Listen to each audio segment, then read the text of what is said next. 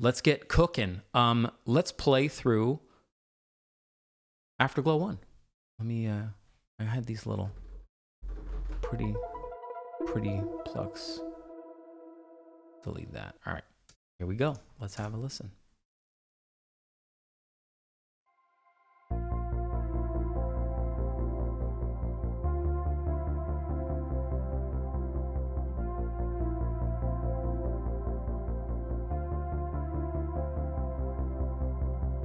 Went swimming in the afterglow, held my breath through the undertow. I've been dreaming of a heart of gold. I've been dreaming mostly on my own. Walked away in the aftermath. I've been thinking how things don't last. I've been dreaming of a heart of gold. I've been dreaming mostly on my own. The strong chords come undone. Flesh may fade and strength may run, but I keep swimming in the afterglow. Now I'm swimming mostly on my own.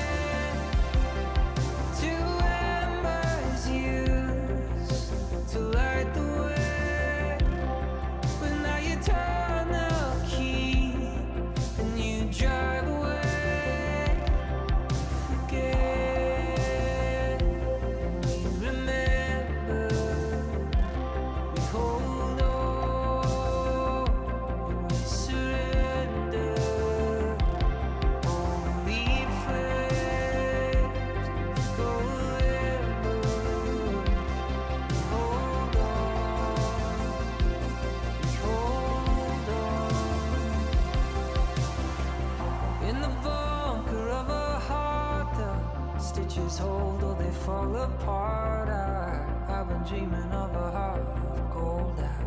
I've been dreaming mostly on my own. The strong chords come undone. Flesh may fade and strength may run, but I keep swimming in the afterglow.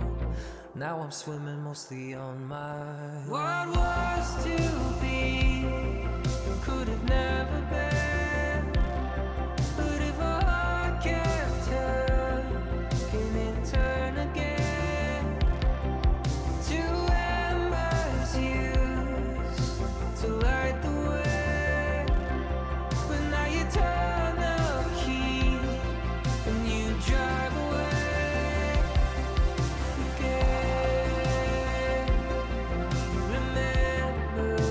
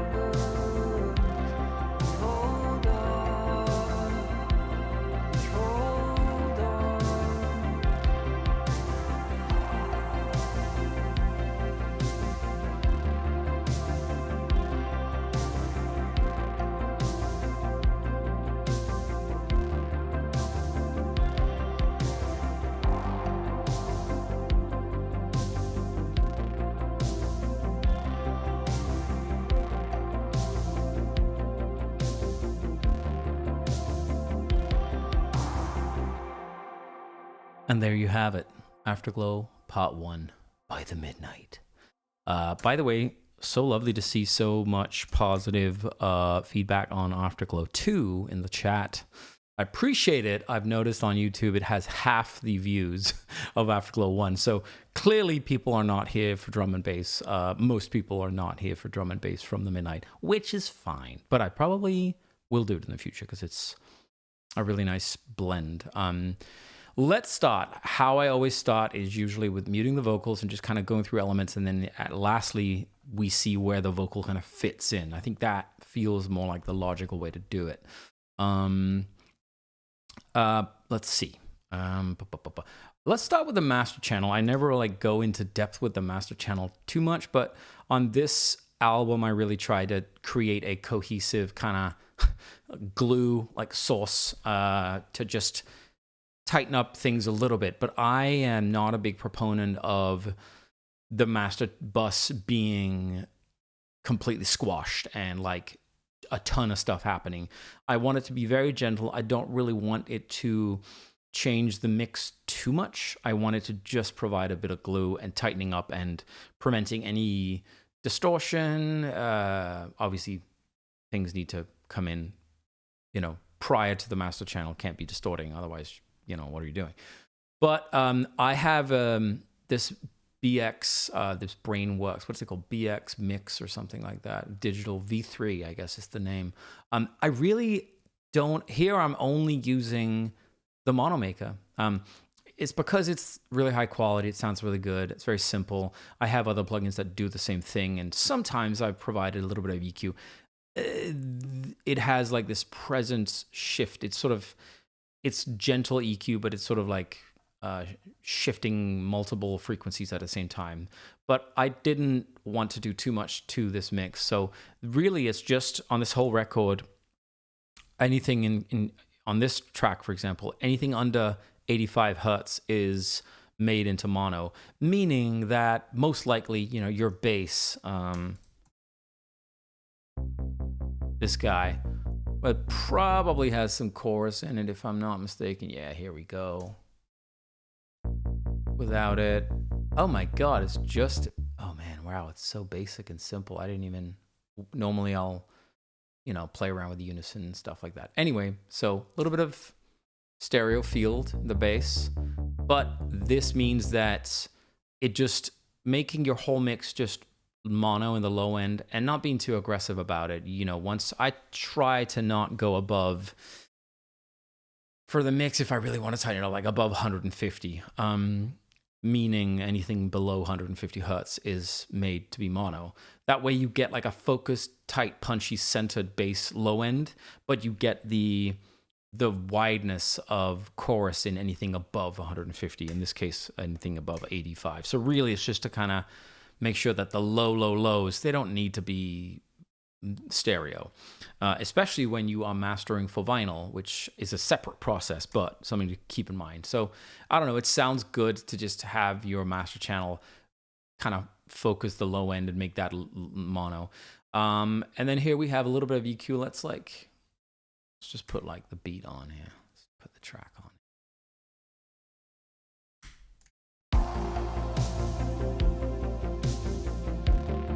So here's without the, this is just an EQ. Very, very subtle, gentle EQ from UAD as well. Dangerous Backs. Very subtle. I'll A-B it, you can hear it.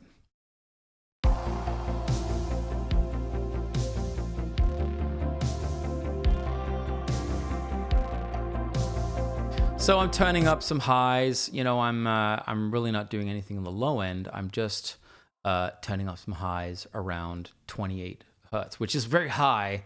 28 hertz. What am I saying? Some highs. I can't even read right now. So the shelf. Let's see here. What is it set to? Yeah. So it's 7.1, and then cutting it at 28, which is nothing is really above, what am I saying?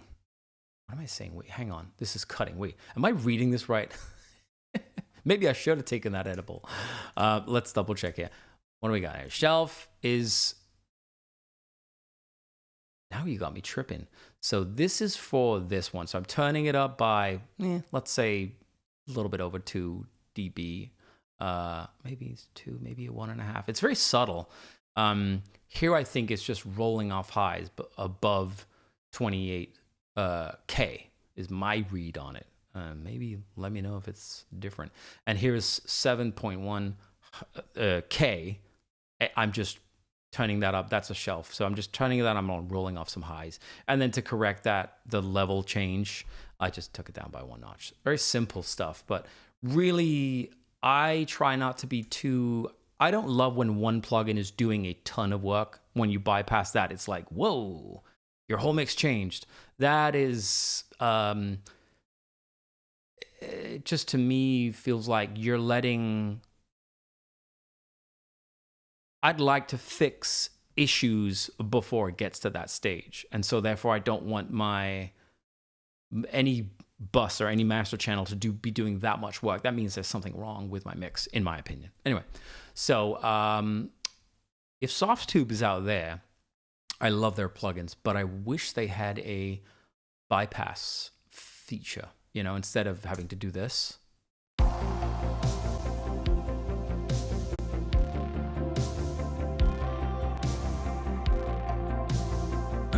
That way you don't have to deal with latency and, bypassing and unbypassing. Anyway, this is what it's doing. Very subtle, as you can hear, without it. And with it.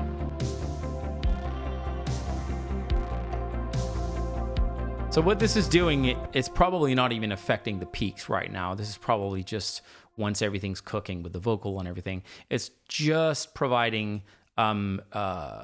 a hard ceiling so we don't get any peaks and anything spiking, and it's instead of a limiter, it's a little bit more like it adds a touch of crunch if it goes above a certain ceiling. I have my ceiling set to 0, so it would probably nothing is going to really be spiking or kind of hitting it in the red. But I am adding, what I love about this is the analog color. You won't hear the difference without it, and then with it.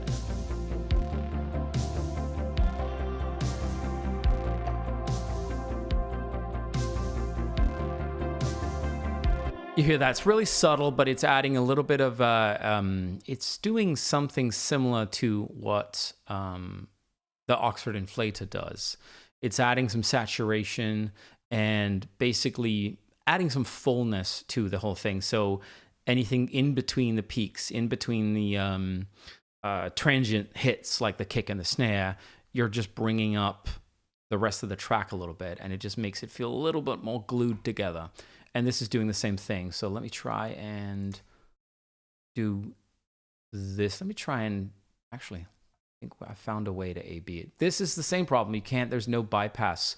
Because when you do this, it still takes into account the level and stuff. And so, I don't know. I'm a weirdo. But this is our good version, and this is our nothing version. So here we go. This is nothing. So basically, this is bypassed right now. And here is what we got.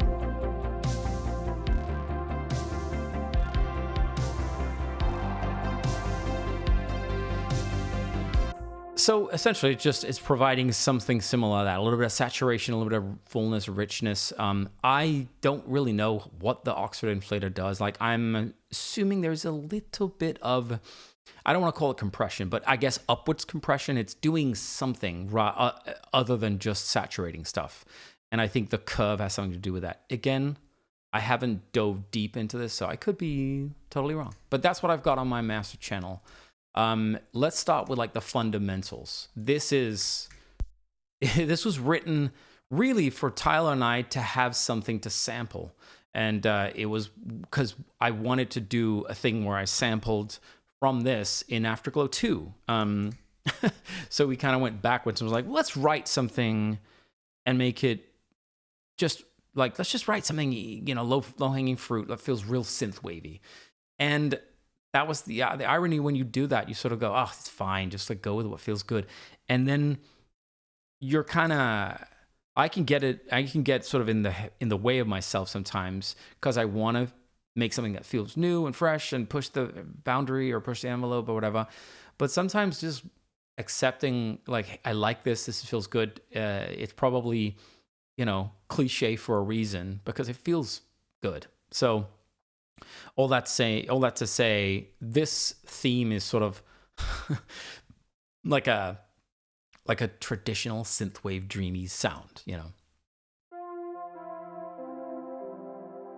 And oh, look what we got. So this is the sound I used on the main kind of theme on Love is an Ocean as well. Let me see if I can play it. I forget the key, but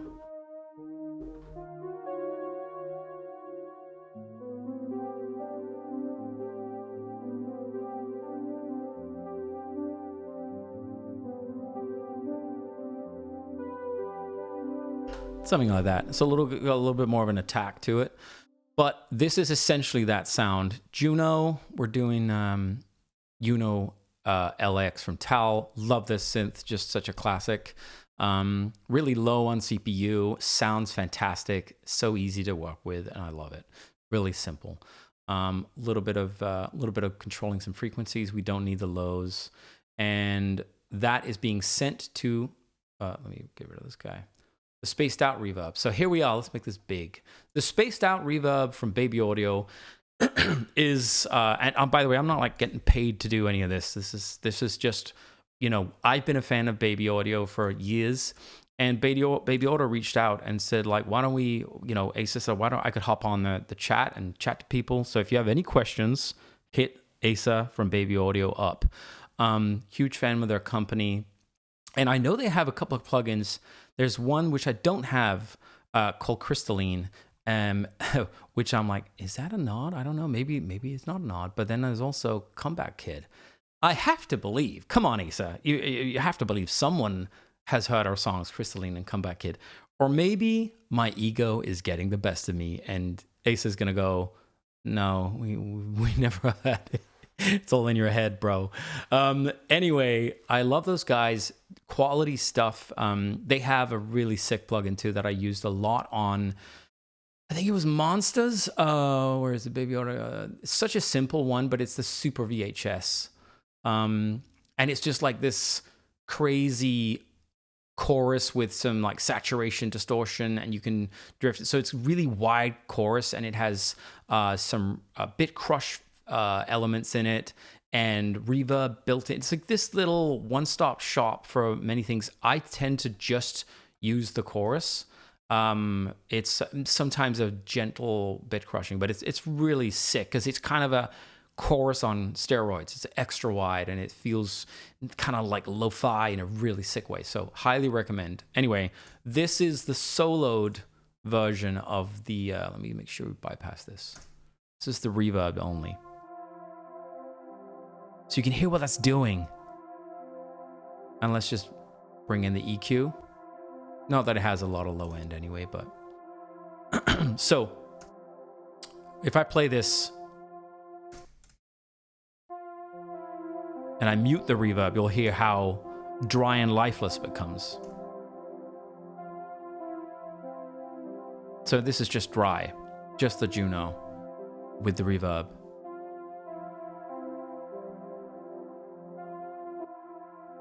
Like, that's a pattern itself. You could just create these soundscapes.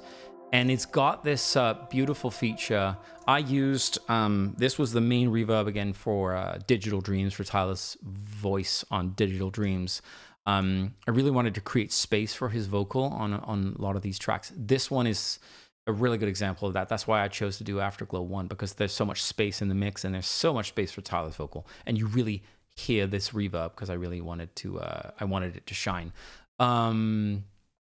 Outer Space is like extra long. Let's just play with it. It has, so it's reverb and delay built in, but I tend to just use, I get easily confused. So I tend to want things on separate plugins. So I will just use the reverb function.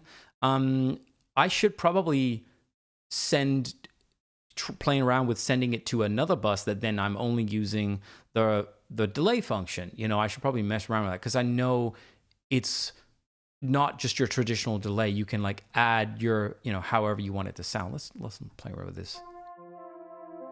I don't know. I'm not like a super good at doing this, so I don't really know what I'm doing right now. But is this, so this is dry. How about this?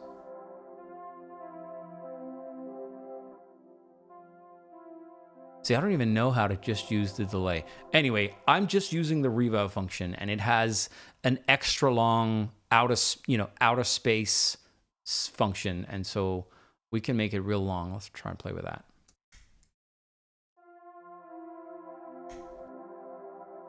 Listen to that. Let it ring out.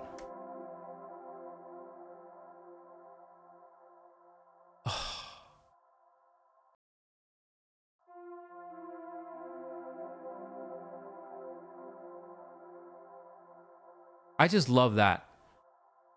And I love that, I mentioned this at the beginning of this, the top of the stream, but what I love about this this reverb, and we'll really get to that with Tyler's vocal, there's never any sibilance. It's not a very like sibilant reverb, meaning it rolls off a ton of the highs. I love that. I really have grown to love rolling off highs on so many things to create space in my mix, so the few things I leave, has that kind of higher fidelity. It really sits nicely in the mix. There's no fatiguing of the ears. It's just easier to kind of deal with and dial in. And this reverb, just, you barely have to do anything with it. It has, you can roll off. You know what? Let's just get to Tyler's voice now. And I'm getting all giddy here. Make sure I'm leaving it the right. There we go. The right setting. Let's just try this for a hot minute, and you'll see what I mean.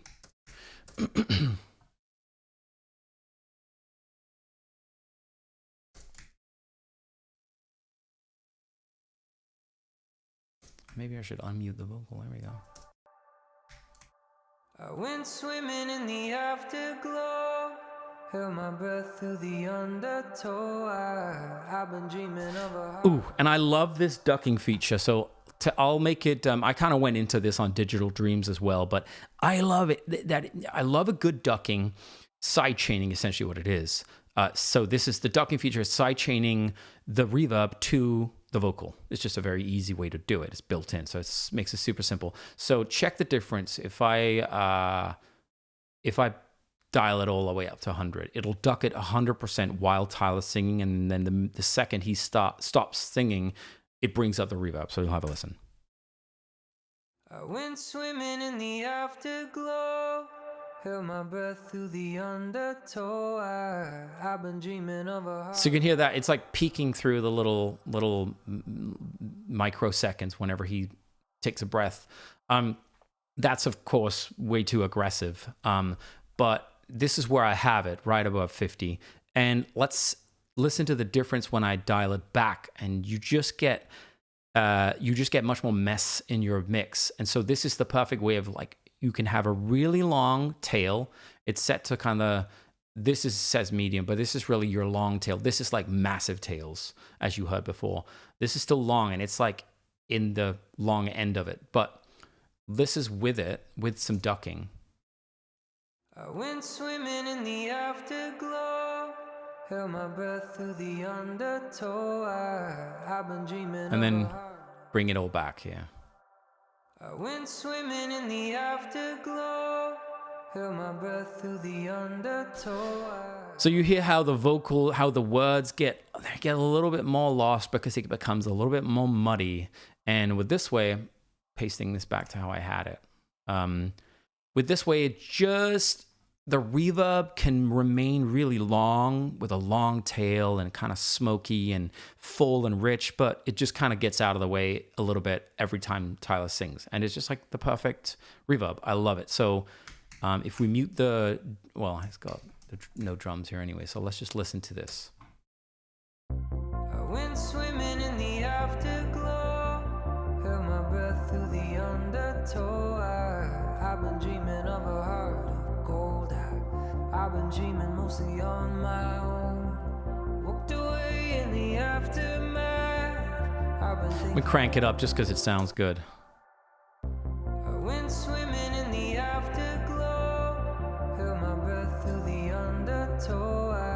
I've been dreaming of a heart of gold. Ugh, I could listen to that all damn day. It's just such a smooth reverb. Yeah, I've been using it on, like you saw, on synths and on vocals for this whole album. It's pretty much the only reverb. There was a couple of tracks where I used a UAD reverb and maybe like a Valhalla thing, but this one just became. You kind of find a color for an album, or I do at least. You know, you end up finding your kind of tools and your sounds and your kind of main workhorse sounds and whatever aesthetic you land on. And I find it helpful. Like once that dialed in, then it's easier for me to finish the thing.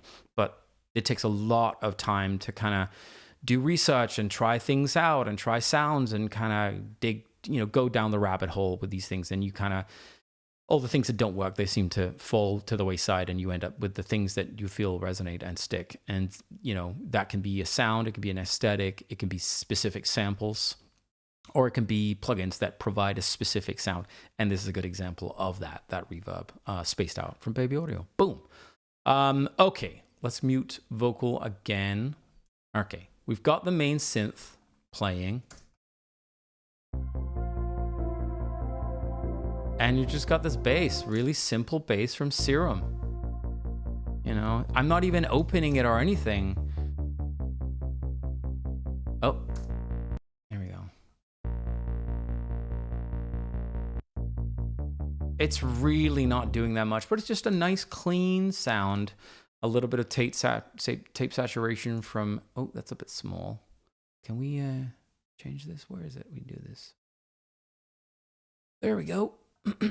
Tape saturation from Yui. I love Satin. It's really dope. Some EQ and some sidechain. So let's just bypass them and see how that sounds. So this is with no saturation. Just providing a little bit of, again, this is a little bit of glue. Reverb, controlling the lows just a tiny bit with some bandwidth compression, and then just a little bit, not rolling off a ton because there's not really, there's nothing else going on down there, and it's not like super subby. So I thought, no, let's leave it. And then rolling off some highs, and then just a very subtle sidechain, which I think comes in, yeah. So here, you'll hear what it does. You'll hear it kick in.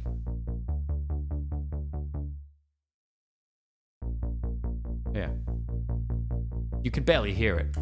I spoke about this on an interview yesterday. And what I do, I haven't spoken a lot about it on the streams, but what I tend to do is with anything that's like melodic keys, synths, guitars, bass, not vocals for the most part. Now and then I will do it, but for the most part, anything that's like melodic and synth and kind of is not drums or percussion, I will sidechain it just a little bit. There's nothing on this. Oh, by the way, I forgot to say, this sound gets sent to this. Devasta, let me make it a bit bigger, a bit tiny. Devasta is fantastic. This provides just, it's a filter, distortion, saturation unit, but really you can use it as just a compressor. And I do that often. So this is without it. So there's some filter action going on. There's just kind of cleaning up the low end if I bring it back in. Hear that? It's a lot more mid-range. It's sort of like, it's one of those plugins that provides a color and serves a function. You could probably get a similar result with EQ and compression, but I like how this sounds, and you can control the dynamic area. It's like you can really crunch something if you really wanted to. So it's a nice way of bringing something up in the mix while controlling it. So let's look at the peaks here. It's peaking right around, 18 to 15. Here we go with it. See that?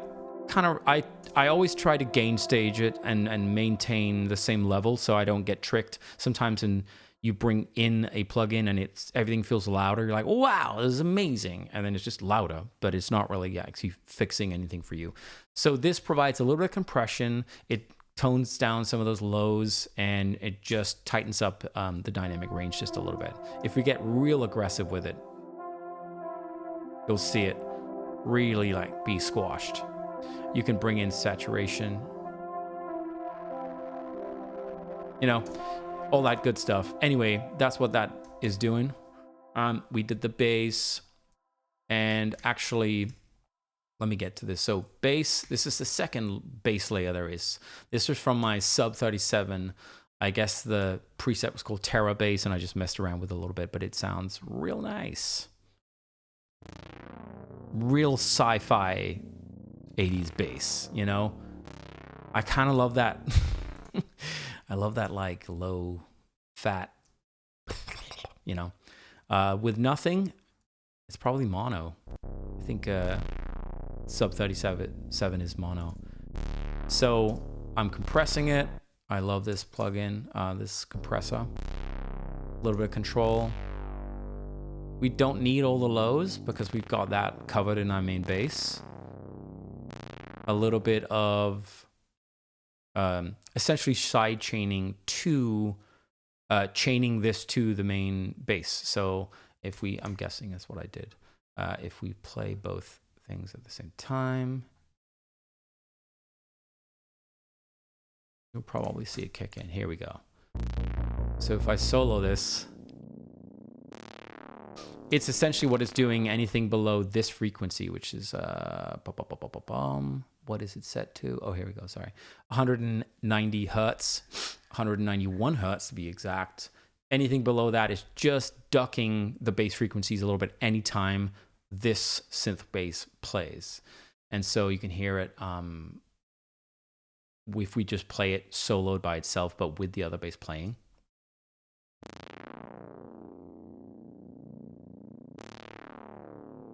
And then taking it out.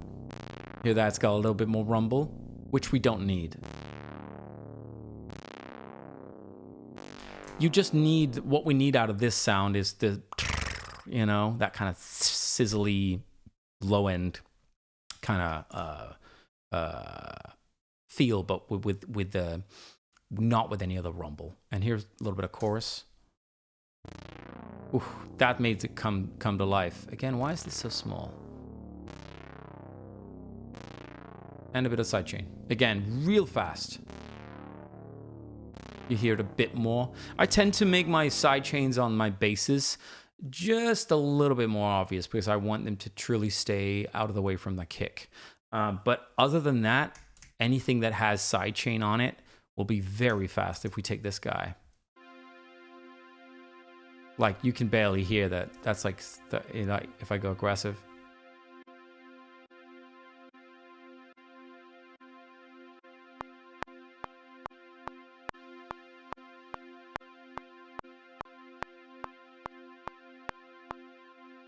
So you can hear this very, very subtle, but what that does when you do a little bit on each track individually, and I don't want to just throw it on the keys track because I have no control over the individual elements in that way. But just a tiny bit of sidechain, very fast, so you're just getting out of the way from the transients from the drums. And that really helps. Getting out of the way from the drums, but that way you can bring up your keys and your elements, the melodic elements, synths and all that stuff, atmospheric stuff. We can bring it up in the mix while it won't clash with the drums. It'll actually just make everything feel louder and more present because it's really subtly ducking everything whenever the kick and snare plays. And for a good example of that, probably you could solo, you could mute the drums. Let's have a listen. Play these together.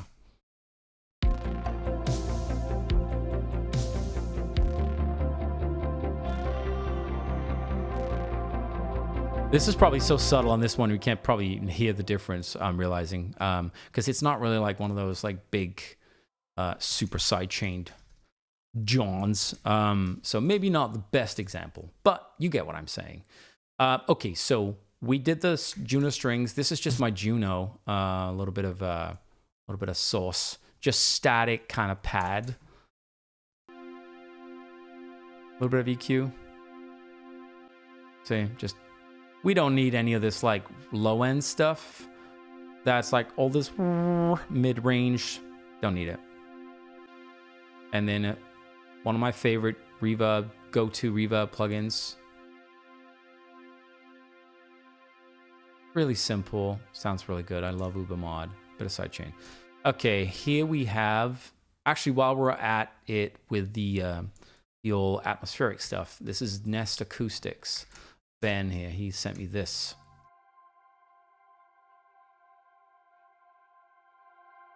Listen to that. It's just really pretty.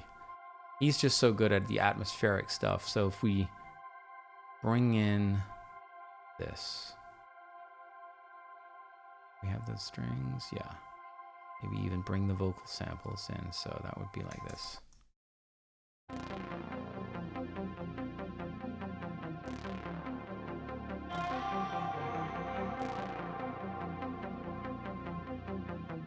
Just a really nice like little bed of texture lying there. And then we have the main plucks. Oh, by the way, I should say with the bass, we have, I think this is Royce playing it. This is a little plucked guitar with the bass here. It goes like this. Yeah, you can hear this. Just, you know, supporting the kind of pluckiness of that bass, adding some little bit of life to it. Just, it's always gonna work. And I have a, you know, it's like low cutting a lot of that because we don't need the low ends. It's just that little flop, flop, flop, flop, flop, you know, real nice texture. Okay, so Super 6 is a synth I have from Udo. Got it a few years ago. And it's an amazing, very powerful synth, very deep. I still don't fully understand all of it. It's next level. But it actually has the layout and feeling of the synths, to me, reminds me of a Juno and a Jupiter 8. It kind of sits right in between that with all the newer functions that you can do nowadays. But it's real nice. It's the quality is so nice. So this is how the plucks sound. Very simple. A little bit of saturation, EQ, delay. So that provides this little, you know, life to the plucks. If we take away the delay, a bit more, you know, a bit more plain. And I love that way it sounds kind of like, and I think it's the diffusing. Let's try if we can go even harder.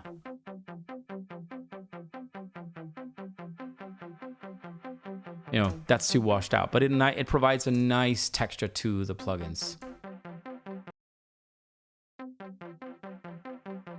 I don't know what happened there. What happened there, guys? I think we need to restart this bad boy. Like, what's going on here, guys? Come on, Valhalla. I love this delay, though. It's like my main go-to. Let's try it now. There you go. Okay.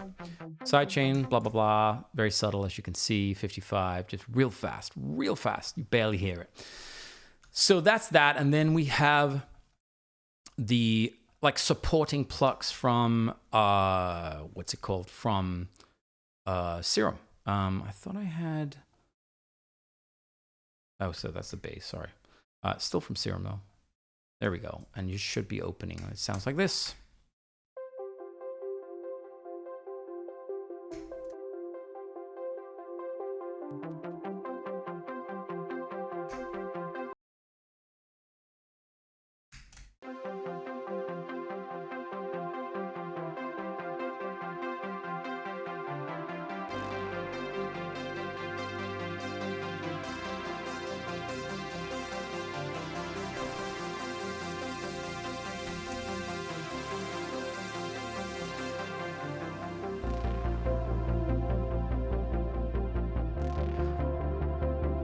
So it's a very kind of subtle cocktail of a lot of little things, but I just love the way they all play together, and it's a track that's very simple in the sense. With a lot of these tracks on this album, I actually found myself wanting to dial back the kind of like transition effects and like swooshes and impacts and kind of like the very sort of energetic things you use to add energy. I kind of wanted to, in a weird way, it's like, it's a very produced album in the sense, like a very, a lot of production value in the sense. But I also wanted it to, in a weird way, feel maybe not underproduced, but very sparsely produced. I wanted to create space. I didn't want to go for the cheesy, low-hanging fruit options, and that was sometimes, a bit of an exercise in restraint. It just to go, your pop brain might want to add this because you are worried that it will lose the listener's interest if there is not a little bell going boo-doo-doo or da-da-da-da, a little hooky thing here. But I wanted to create like a bed of atmosphere, and this does the trick. And so again, when everything's playing, this is kind of the track. And like this one, and I think another good example is probably Long Island is a good example of, and you know what, Afterglow 2 as well, good example of, there's not a ton, it's not going to change a ton. There's not like a crazy drop and then it like swooshes in and it's just this one sample and then crazy drum thing. It's just kind of like hip hop in the 90s and probably nowadays actually too.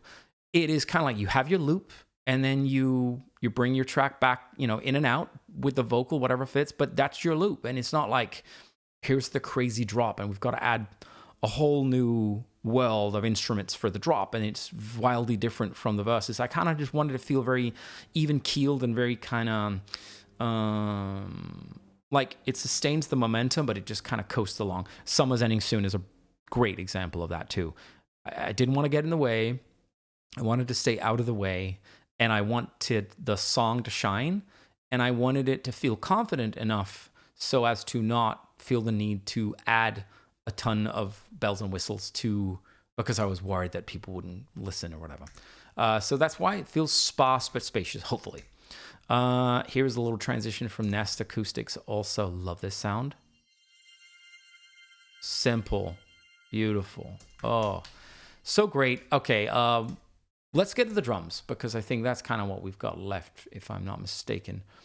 So we got drums and then our vocal sample. Drums is, it's pretty simple.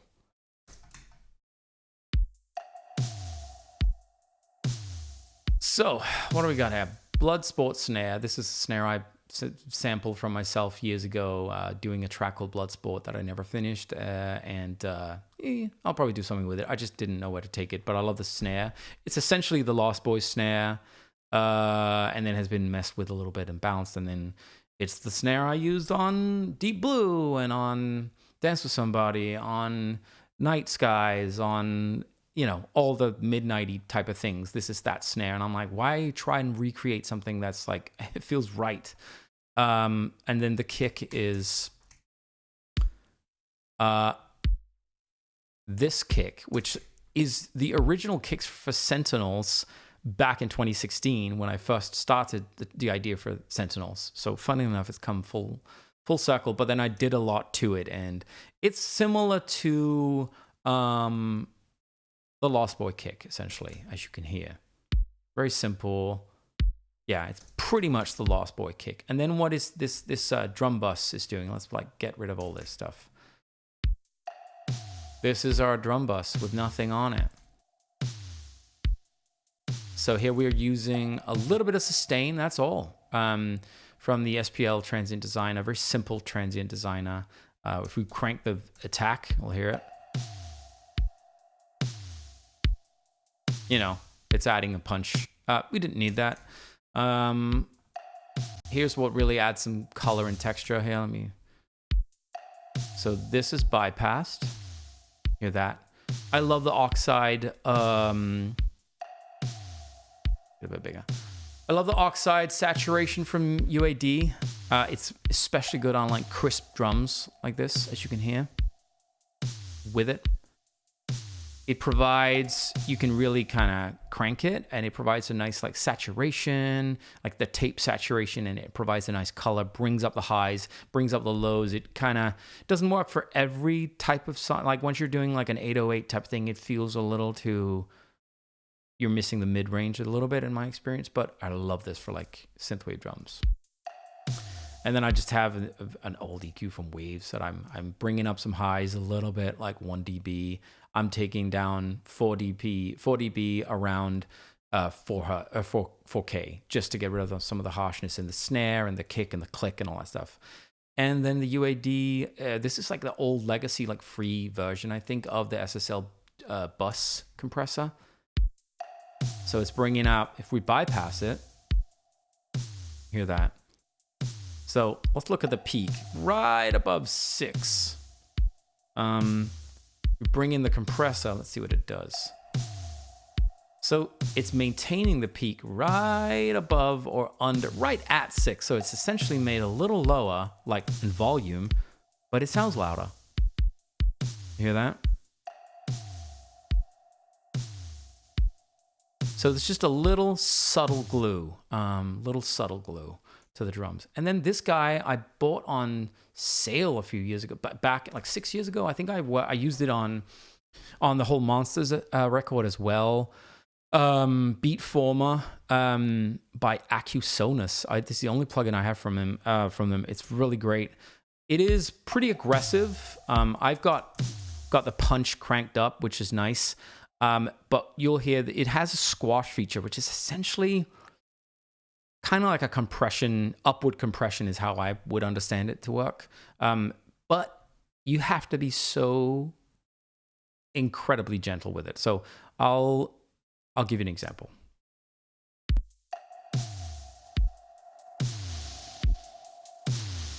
So notice this. The peak is still the same. Around 6. So what it's doing is bringing up all the reverbs, all the kind of space, and bringing it to the forefront. But listen, when I stop the track, what's this? And that's unacceptable in my book. So the most I've ever had it at is 0.2. Because I feel like you can actually put like a noise gate on the drum bus and get rid of some of that hiss. And so it sounds great when it's playing, but when you stop or when the bass, when the drums, stop, then you can just gate out that hiss. But once they get louder, it's just, I don't quite know why they made it so aggressive. But overall, it's a really great plugin. So I've been trying to add my upward compression and glue and all that before that, so I don't have to use this feature, because that way I can just get the punch, a little bit of air, the air band, which is in this case anything above, how I understand it to be anyway, anything above 6K essentially is brought up by, I guess, what am I doing here? 1.5, 1.6 dB. And it has a limiter built in. So it's just a really nice, like, final little touch you can add. So with it and without it.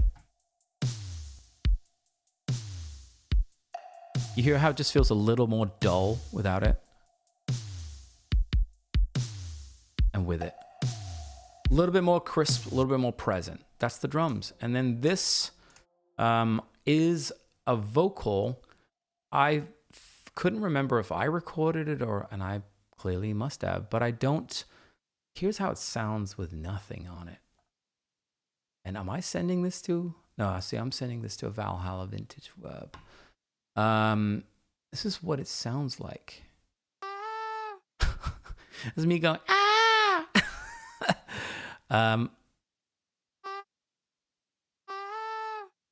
I don't know what I was thinking that day and when this was recorded, but I don't know. But I like the way it sounds. And so you pitch it down a little bit. I used or not pitching it, but like the format change from the Little Altar Boy, a little bit of EQ.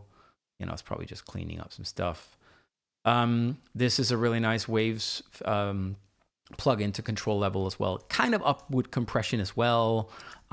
Essentially just means you can control the dynamic range. And it It's not just a compressor. Some chorus. Oh, let me put it on this one here.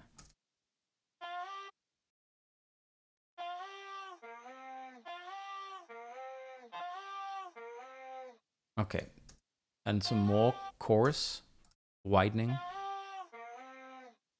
Old school. This is old school. The Doppler from, or doubler from Waves. I've used this on vocals. This is used on the BVs on Summer's Any Soon. Hadn't used it in a few years, but I wish they would do an updated version. Maybe they have done it, but this is like this UI has not changed since 2008 for real. So cool. Sounds good though. Little bit of panning action, pancake. See, it's just set to 75. It's just gonna, over the course of 2 bars, gonna kind of like pan left and right a little bit. And then some reverb delay type of setting.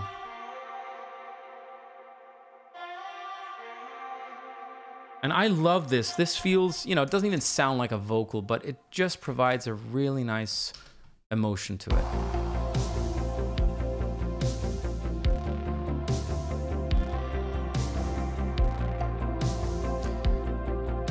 So there you have it. There you have it. Again, a little bit of compression on the reverb that I'm sidechaining from the actual sample. So that is essentially the same thing, but the Valhalla reverb does not have the ducking feature that Baby Audio's Spaced Out does. See, it's called a callback, guys. And so I did it myself. I just used a compressor, sidechain it to the track. I bounced it. I'm sure I would have bounced it. Where is it? There you go. Vocal sidechain. So I bounced that, and that way I can control the reverb and sidechain it and duck it a little bit every time that sings. But then every time I'm singing that, like that sample comes in. But then every time it stops, brings up the reverb, so you can actually like bring it up in the mix. So that's that. And I love how. Let's get to Tyler's vocal. Let's bring in Tyler's vocal. I love how it creates space. It kind of, the melody works. I'm always looking for spaces in between and call and response type of things. You'll probably hear that if you start listening closely to my tracks. Always trying to make space for everything. And I love when something can call and respond and there's sort of an answer. And so you'll notice it here. Play from here. What was to be? Oh, sorry. What was to be could have never been. But if I... So it's a little low in the mix, but you know what I mean. Let's bring it up so you can tell here. That's a really good example of that. What was to be could have never been. But if I can't turn. It's just a really nice, like, it's not a big loud, like, ba-da-da-da-dum, like big hooks, big synth thing. And I've just been gravitating towards slightly, I did this wrong, slightly more subtle sounds and sound design. So this vocal comes in here. This is essentially like Tyler wrote these verses, and then it's essentially this long chorus. I had him write a second half because originally he went straight into the "and we forget and remember." And I was like, I kind of need the second half of this chorus, and so he wrote this, and I was like, this is great. So this is what it sounds like. What was to be could have never been. But if I can't turn, can it turn again? To embers used to light the way. But now you turn the key and you drive. Okay, so I have a little cheat right here. This is probably one of the last things. We can get to the guitar solo, but that's essentially it. I have a little cheat. Sometimes when I want a harmony, and either if it's too high to sing, or if it doesn't sound right, or I just want a real tight harmony, I'll use the manipulator. Who makes this? This is who makes it? Polyverse Music Manipulator. You have to choose the MIDI function, and then I set it to M gate, which is mono. And I don't know why it's called gate. I don't know what that means. I guess it's like only when you hold down the note. So it's essentially becomes a vocoder.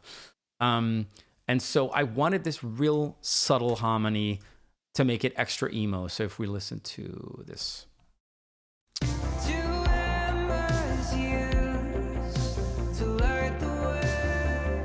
So that's with nothing. And then with it, I'll crank it up so you can hear.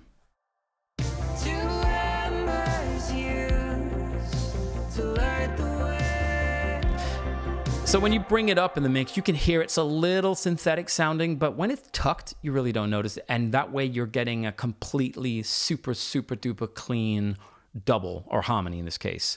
That's not gonna, you don't have to deal with vocal lining or recording and editing, because it's just, you take your, it's pulling from the lead track. So I have an identical copy of Tyler's lead vocal here, just with some compression and muted. And so it's just sidechaining from that, and obviously it's going to be an exact replica of the lead, and that way I can play in the notes that I want. And in this case, the melody goes and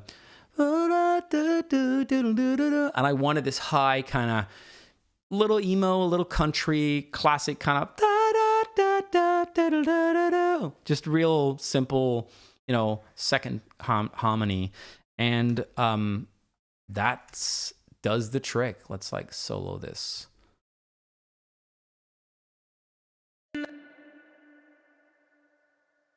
What was to be could have never been, but if a heart can't turn, can it turn? You hear it coming in. But if a heart can't turn, can it turn again? Two embers used to light the way, but now you turn the key and you drive away. I'm even trying to mimic the melody here, the bend, from what I recall. To light the way, but now you turn the key. And now you turn, getting that bend in there, just subtle things that make it feel sung. And what I also do, and I know it doesn't, it's bending it up right after the one, but that's because of just, how it was sung, and I'm just trying to mimic that. And what I do is I kind of turn up the format just a little bit to differentiate. Let's solo this. Two embers used to light the room, but now you turn the key and you drive away. So think of it this way. It differentiates itself from the main lead, so it doesn't sit in exactly the same spot, because you're dealing with an exact replica, obviously. But also, if you're singing something louder, that will change the format, like higher, I should say higher, not volume, but higher pitch-wise. The format is changing, so you're just trying to mimic that a little bit, and that kind of creates some space. And once you tuck that, and again, I add a little bit of glide, just so you get, it takes it out of being, that share effect of very like, from in between the notes, it becomes that do-do-do-do-do. You're just kind of smoothing out a little bit. You're trying to mimic subtly a real voice. But once it all is tucked, you can hear it. I think it was, this is where I was set to hear, I think.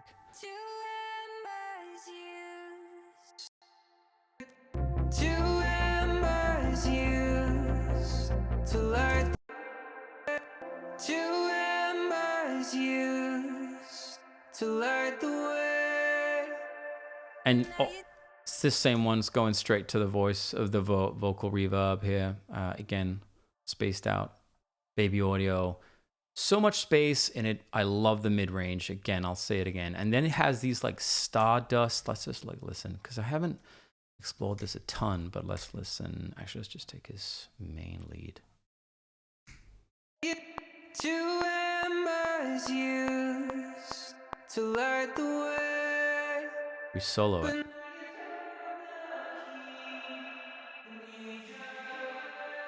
Hear that? Oh, it's all washed out.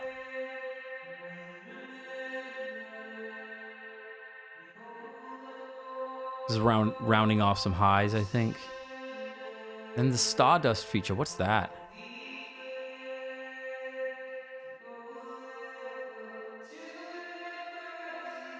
So that Stardust feature, I'm just realizing, I think that's what I really like. That brings in that like richness in the high mids that I love. Anyway, this is just my go-to reverb, honestly, for vocals lately. Like I said, so highly recommend. Let's get to I think the very last thing is the synth guitar solo.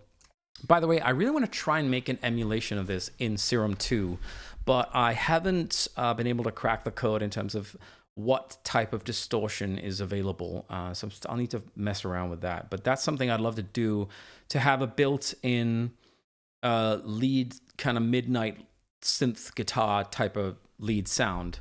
I use Diva for that, and then I use Guitar Rig. I've got a couple of settings that I like that I use, and then some EQ and send it to delay and whatever. But I'd love to like make one in Serum 2, and I kind of still am exploring that. I've been able to find some tutorials for like metal guitars, like vung, vung, vung, vung, vung, that type of thing, but that's obviously not what I'm looking for. So we'll see, but it would be cool if I could add that to the sample pack and to the presets. So here is how it sounds. I'm bouncing this because then I don't have to worry about any like pitch issues when bouncing, where it's like stuck on some note or whatever. So once I'm happy with the actual take, like I'll bounce it as audio so I can just, so that's like baked in, and then I can EQ it and tweak it how I want.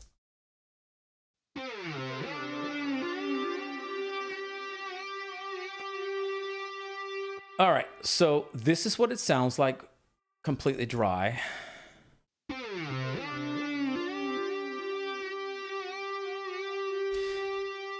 And you'll notice it has some reverb, delay built in. That's within from Guitar Rig. So that's baked in. I could remove it, but I like the way it sounds. It doesn't really particularly get in the way of anything. I add my own delay afterwards, but I prefer it. It adds a little bit of richness. And I tried it without it. It just didn't feel as vibey. So I bounced it with it. So obviously that's why you're hearing a little bit of that. I'm then adding some, let's do this, some chorus, bypass now. There we go.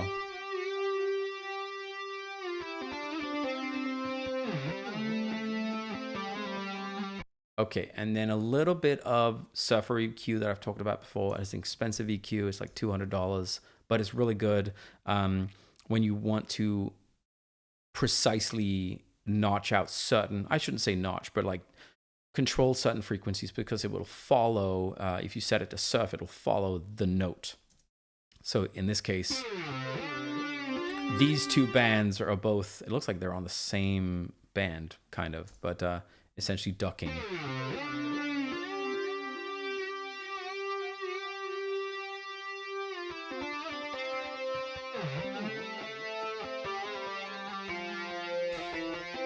It's a real smooth way of kind of cleaning up some frequencies. And then overall, just a little bit of EQ, low cutting, and then just, what's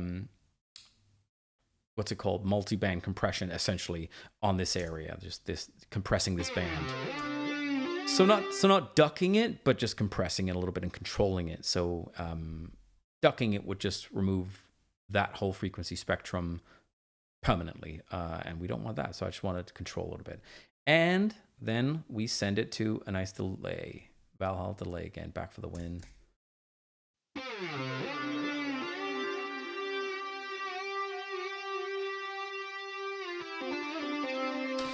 Someone's asking who played it. This is whenever it's like a synth guitar, that's me, baby. That's me doing my thing.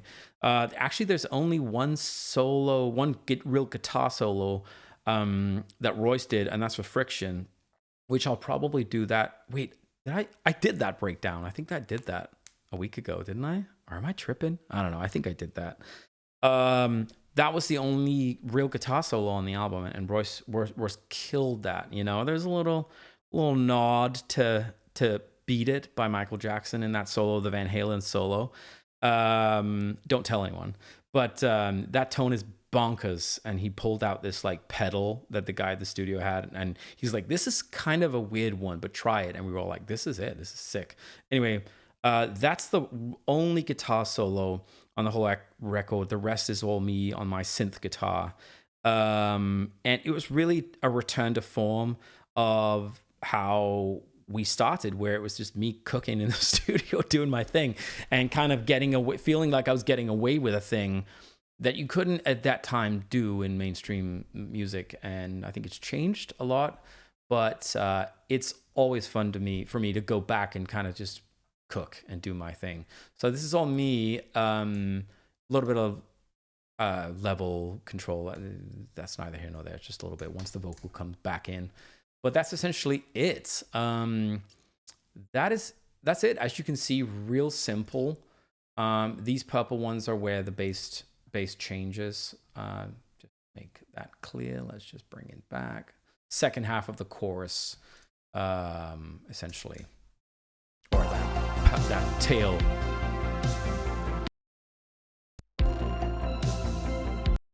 Sorry, it's just a bass note change.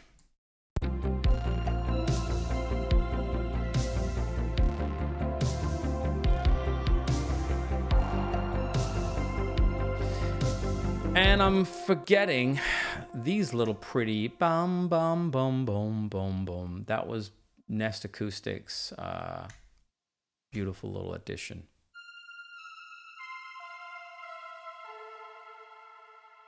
So nice.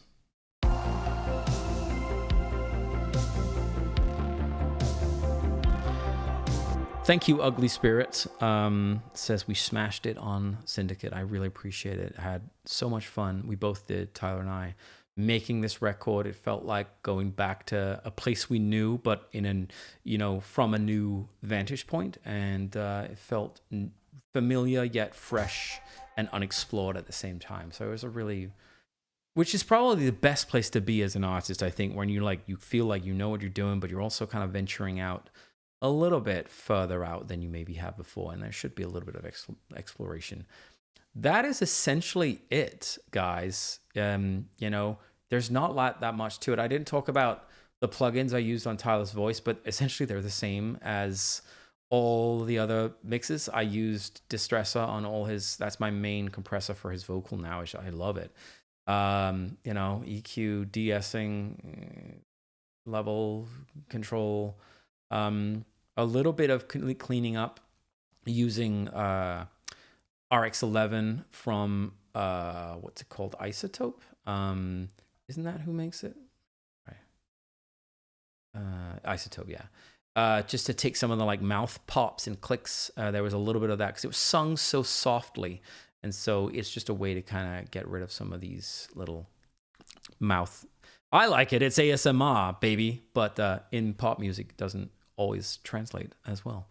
This is my favorite wide, and again, I then bring in some saturation after that, just to subtly. I'm curious what that does actually. Let's have a listen. Bypassing this, and then some EQ, obviously. Held my breath through the undertow. So this is everything with this EQ, just controlling some low mids. But this is without the saturation. Let's have a listen. And then I'll bring it in. I went swimming in the afterglow. Held my breath through the undertow. I've been dreaming of a heart of gold. So you can hear it's real subtle. It's just... it's actually just bringing a little bit of drive and crispness to it. Not a ton of color, but it's just controlling. It's all post compressor, which I would say is probably the cleanest way of using saturation. You want to control your peaks so that once it hits the saturation or distortion or whatever it is, you are getting a more consistent signal. If that's what you want, maybe you want the opposite, and then you should do the opposite. But that's what it's doing. That's how it sounds. I went swimming in the afterglow. Held my breath through the undertow. I've been dreaming. I mean, listen to that reverb.